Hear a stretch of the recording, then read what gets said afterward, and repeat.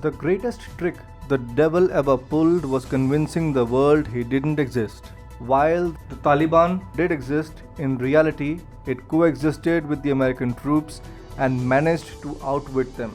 But it all came to a standstill with no party claiming outright victory. However, after 2 decades of insistent war, the Taliban brought a tired and jaded America to sit across the table and claimed that it will not stand in the way of peace and the civilian government of the country if the Western country packed its bag and returned. A good Samaritan is what the peaceful Taliban claims itself to be. Fast forward to July 2021, a Taliban-infused Sharia law has already been imposed on majority of Afghans, giving us a sneak peek into the bleak future that awaits the country. The old Taliban is back, and Afghanistan is about to plunge into another humanitarian crisis. Hi and welcome. You're watching TFI English, the national and socio-political analysis arm of the TFI Media Group. I'm your host Piyush, and in this video, I'll tell you how the Taliban is turning back the clock on the progress made by the Afghan people under the civilian government. So let's begin.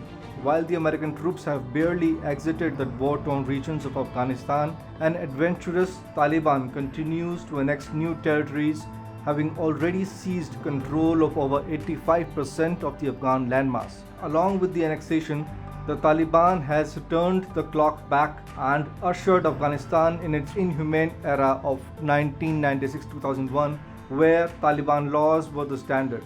Fatwas have begun to be issued, with the latest one requiring members of the Islamic clergy to compile a list of girls above the age of 15 and widows under the age of 45 so that they can be married to the Taliban combatants. Essentially, Taliban wants sex slaves.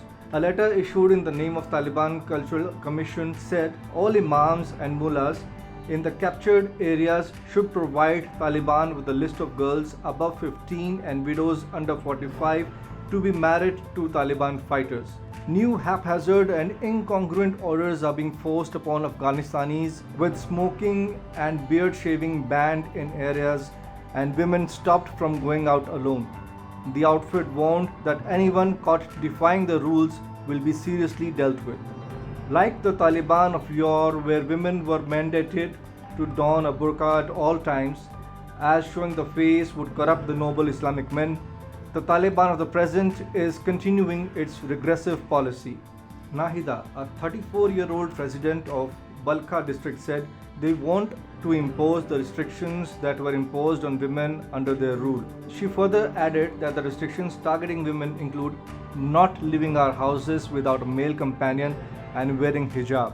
Under its rule, girls could not go to school and women could not participate in public life, including holding political office or working outside the home. Although the outfit officially states that they no longer oppose girls' education, very few Taliban officials actually permit girls to attend school past puberty. The caveat in the policy making of Taliban is that it would follow Islamic laws. When the Afghan constitution came into being in 2004, the number of women and girls in schools skyrocketed. But since 2014, owing to the increasing influence of the Taliban, the number has come down drastically. And if the outfit manages to get hold of the country, then it would mean the end of the road for women education. Taliban officials have already prohibited watching television and imposed restrictions on smartphones by banning them outright in some cases, thereby limiting residents' access to information and their ability to communicate, study, or work using the internet. The Afghan Taliban leaders attempting to masquerade as bureaucrats and leaders having the best interests of Afghans in mind cannot help but hide their love for Sharia law and the freedom it provides to rule the people with impunity and violence. Perhaps it is the reason why Mullah Abdul Ghani Baradar, the head of Taliban's political office, accepted last week that the best way to govern Afghanistan is by using Islamic system, that is, stoning citizens, raping women, pillaging towns and cities. Mullah in a statement said, "We understand that the world and Afghans have queries and questions about the form of the system to be established following withdrawal of foreign troops. A genuine Islamic system is the best means for solution for all issues of the Afghans.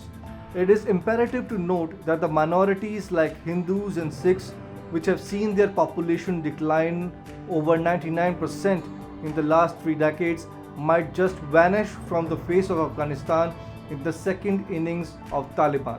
Hindu temples are not registered as temples in Taliban ruled Afghanistan. They are merely registered in the name of certain people and deemed as a private property. And according to Sharia law, these structures can be demolished anytime. One can see the commoners shuddering with the thought of a bleak future as Taliban starts to control every aspect of life.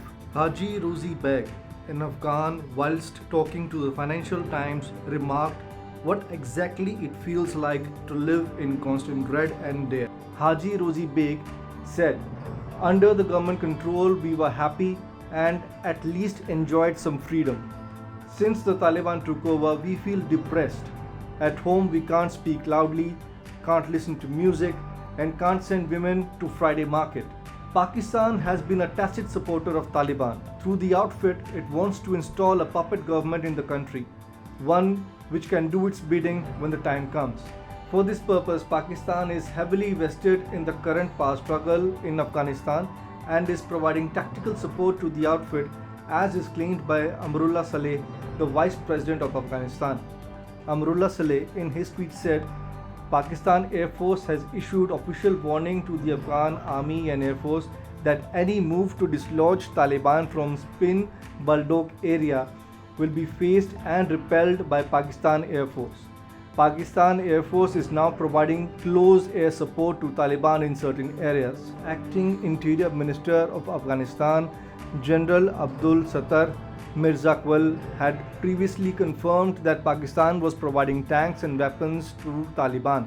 Taliban was never going to allow the elected government to function.